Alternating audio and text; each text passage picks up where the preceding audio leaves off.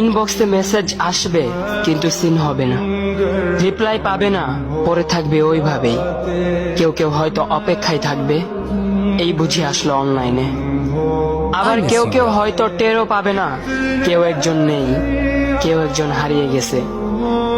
হঠাৎ একটা সময় কারোর হয়তো মনে পড়বে, কে জানি আর নেই।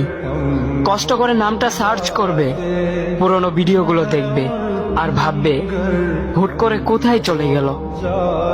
আবার কেউ কেউ হয়তো একদিন দুই দিন না পেয়ে ফ্রেন্ড লিস্ট থেকে আনফ্রেন্ড করে দেবে।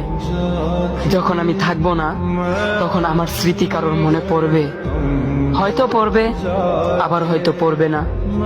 তবে হারাতে হবে, হারাতে হয়, হারিয়ে যাওয়াই নিয়ম। পার্থক্য একটাই, কেউ আয়োজন করে হারায় আর কেউ হুট করে হারায়। আমি না হয় হুট করে হারিয়ে যাব।